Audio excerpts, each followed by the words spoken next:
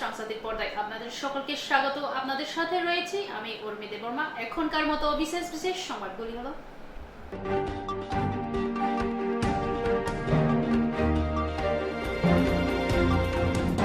ভারতের রাষ্ট্রপতি দ্রৌপদী মুর্মুর সাথে শনিবার রাষ্ট্রপতি ভবনে একটি সৌজন্য সাক্ষাৎ করেন ত্রিপুরার মুখ্যমন্ত্রী ডক্টর মানিক সাহা। মুখ্যমন্ত্রী হিসাবে দ্বিতীয়বারের মতো শপথ গ্রহণ করার পর তার আশীর্বাদ এবং শুভকামনা পেয়ে রাষ্ট্রপতি দ্রৌপদী মুর্মুর কাছে কৃতজ্ঞতা প্রকাশ করেন মুখ্যমন্ত্রী। আমরা সংযোগ করি, আমরা যত্ন করি, আমরা বাক করি, এই মন্ত্রকে সামনে রেখে শনিবার রেড সেল ডিভিশন 2023 প্রাক্তন কর্মী সমাবেশ আয়োজন করা হয় লিচুবাগান এলবার্ট একা পার্কে। এই দিনের প্রাক্তন কর্মী সমাবেশে উপস্থিত ছিলেন রাজ্য সরকারের খাদ্য এবং জনসম্বরণ মন্ত্রী সুশান্ত চৌধুরী, ব্রিগেডিয়ার নীলেশ এবং মণিপুরের ব্রিগেডিয়ার জনসহ অন্যান্য আধিকারিকরা। এই দিনের সমাবেশে বীর নারীদের স্বাগত জানানো হয়। আমি বক্তব্যে বলেছি যে ইন্ডিয়ান আর্মি আমাদের মধ্যে সবসময় সদা জাগ্রত রয়েছেন বলেই ভারত আজকে আমরা সুরক্ষিত, ভারতবাসী সুরক্ষিত। এবং ত্রিপুরাতেও আমরা দেখেছি বিগত দিনে যে ইন্ডিয়ান আর্মি সেই বাংলাদেশের সঙ্গে আমরা যে যখন যুদ্ধ হয়েছিল পাকিস্তানের সঙ্গে 71-এ, তখন যে ভূমিকা নিয়েছিল ত্রিপুরাকে রক্ষা করার জন্য, ত্রিপুরার জনগণকে রক্ষা করার জন্য এবং ভারতকে সুরক্ষিত রাখার জন্য, শুধু যুদ্ধটা শুধু সামাজিক বিভিন্ন কর্মসূচিতেও তারা নিজেদেরকে জড়িয়ে রেখেছে। এটা রক্তদান বলুন, এটা আমাদের বিভিন্ন সময় বিভিন্ন সাংস্কৃতিক অনুষ্ঠান বলুন, এবং আজকে আমরা যেটা দেখলাম যে এক্স সার্ভিসম্যানদেরকে নিয়ে যে তারা কর্মসূচি করেছে, তাদের ত্রিপুরা রাজ্যের বিভিন্ন প্রান্ত থেকে এক্স সার্ভিসম্যান যারা একসময় ইন্ডিয়ান আর্মির সঙ্গে জড়িত ছিল, কেউ বা শহীদ হয়েছেন, তাদের পরিবারকে সম্বর্ধনা প্রদান করা হয়েছে। মানে ইন্ডিয়ান আর্মির সঙ্গে যারা একবার যুক্ত হন তারা কখনো হারিয়ে যান না, এই বার্তাটাই তারা আজকে এই কর্মসূচি থেকে প্রদান করেছেন। এবং আমি এখানে ব্রিগেডিয়ার নীলেশ আছেন, নীলেশ চৌধুরী, ব্রিগেডিয়ার নীল জন রয়েছেন যিনি মণিপুর থেকে এসেছেন, এবং অন্যান্য যারা আধিকারিকরা রয়েছেন, এদের বিভিন্ন সময় যে কর্মপন্থা, সেনাবাহিনীকে কিভাবে জনগণের সঙ্গে বন্ধুত্বপূর্ণ সম্পর্কে আবদ্ধ করা যায়, তারই আজকে এই কর্মসূচি হচ্ছে একটা গুরুত্বপূর্ণ প্রতিফলন। তো আমরা ভারতবর্ষের এই সেনা পৃথিবীর একটা শক্তিশালী সেনাদের মধ্যে অন্যতম ইন্ডিয়ান আর্মি, এবং ইন্ডিয়ান আর্মি শুধু যুদ্ধ জয় করা নয়, ভারতবর্ষকে বিভিন্ন সময় বন্যা, বিভিন্ন সময় আমাদের যে ড্রাউট বা বিভিন্ন প্রাকৃতিক যে দুর্যোগ, সেই সময় সেই পরিস্থিতি থেকেও মানুষকে রক্ষা করার জন্য গুরুত্বপূর্ণ ভূমিকা পালন করে। এবং আজকে তারা যে কর্মসূচিটা পালন করলো, তাতে যারা এক্স সার্ভিসম্যান পরিবারেরা রয়েছেন তারাও ফিল করবেন, বা তাদের পরিবারের যারা সদস্যরা, যে একটা ফৌজি, একজন আর্মি ম্যান হিসাবে তার দায়িত্ব কী, তার কর্তব্য কী, সেটাই আজকে তারা তুলে ধরেছে এবং তাকে সেটা স্মরণ করিয়ে দিয়েছে। তো আমি ধন্যবাদ জানাবো প্রত্যেককে তাদের এই কর্মসূচির জন্য, এবং আগামী দিনে তারা এই কর্মসূচি পালন করবে। এবং আজকে আমরা আরও খুশি যে এক্স সার্ভিসম্যান ফ্যামিলিদের চিকিৎসা ব্যবস্থার জন্য আমাদের ক্যান্সার হাসপাতাল এবং আগরতলা গভর্নমেন্ট মেডিকেল কলেজ তারা ক্যাশলেস ব্যবস্থা চালু করেছে এবং দুপক্ষের মধ্যে মমতা সেখানে হয়েছে। এটা আগামী দিনে স্বাস্থ্য ব্যবস্থায় তাদেরকে একটা গুরুত্বপূর্ণ সুবিধা দেবে।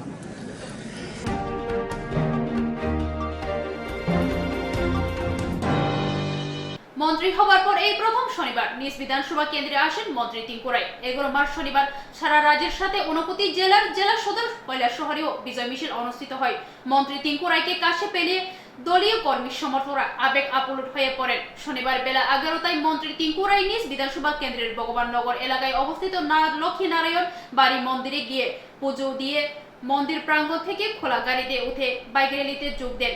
বাইক র্যালিটি মন্দির প্রাঙ্গণ থেকে শুরু হয়ে চন্দ্রপুর বিধানসভা কেন্দ্রের ভগবাননগর, গোরানগর, চিরাকুতি, কীর্তনথলি, বিদ্যানগর হয়ে কৈলাসহরের পাইতুর বাজার মোটর স্ট্যান্ডে আসেন। মোটর স্ট্যান্ডে এসে মন্ত্রী টিঙ্কুরাইকে মোটর স্ট্যান্ডের বিএমএস এর হলঘরে নিয়ে যায়। হলঘরে মন্ত্রী টিঙ্কুরাইকে বিএমএস এর পক্ষ থেকে সম্মান দেওয়া হয়। সম্মান দেওয়ার পর ফের মন্ত্রী টিঙ্কুরাইকে খোলা গাড়িতে তুলে দলীয় কর্মী সমর্থকরা পায়ে হেঁটে মিছিল করে কৈলাসহরের বিভিন্ন রাজপথ পরিক্রমা করে ফের চন্দ্রপুর বিধানসভা কেন্দ্রের শ্রীরামপুর এলাকা হয়ে চন্দ্রপুর গ্রামে গিয়ে মিছিলটি সমাপ্ত হয়।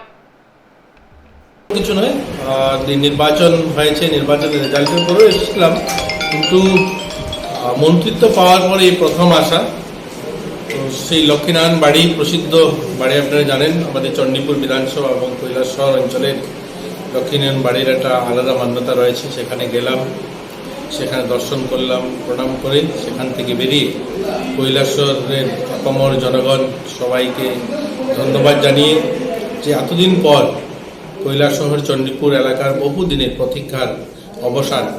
আমরা যখন ত্রিপুরা রাজ্যে 2018-তে পরিবর্তন হলো তখন কৈলাসহর পরিবর্তন হয়নি, সেখানে বিপরীতমুখী ছিল।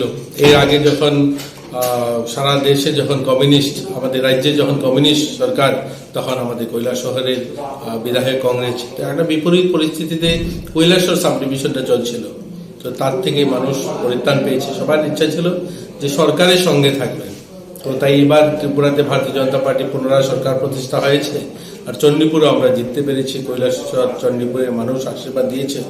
আর সবাইকে ধন্যবাদ জানিয়ে আমরা রাস্তায় একটা মিছিল সংগঠিত করি এবং পুরো কৈলাসহর সহ শ্রীরামপুর এলাকার মানুষকে ধন্যবাদ দিয়ে এখানে আসলাম।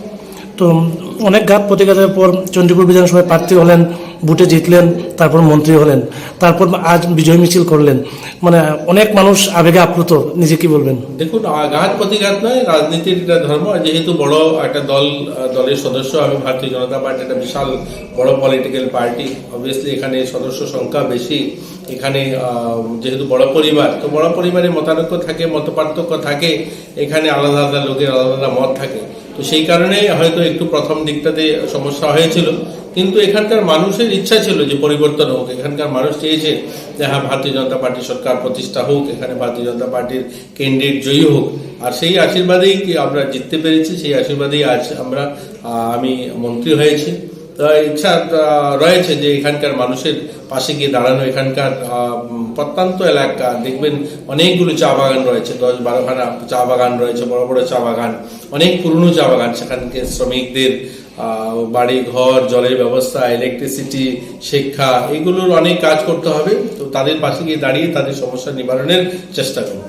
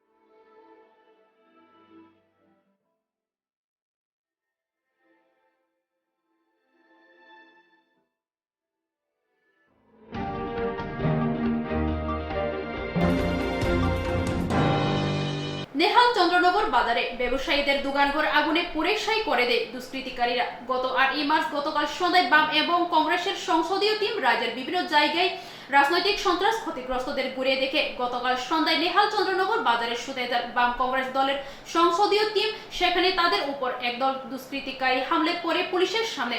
আজ ভোরবেলা বিশালগড় থানা পুলিশ এবং দুষ্কৃতিকারী নকল সূত্রধর স্বপন দাস, নিতাই দাসকে গ্রেপ্তার করে।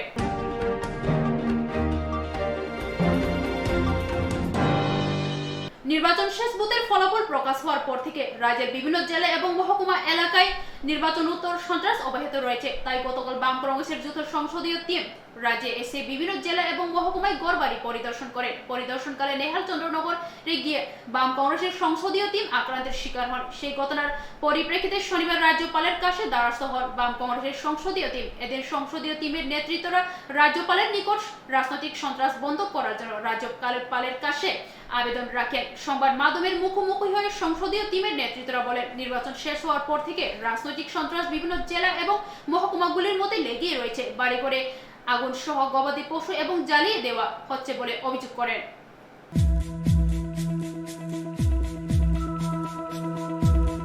Talk of the affairs of Tripura after election, particularly after declaring the result, atrocities are happened and so many opposition party sympathizers workers are injured, and gathering that information we met the governor. The details will be given in the press conference at 12 o'clock at guest house.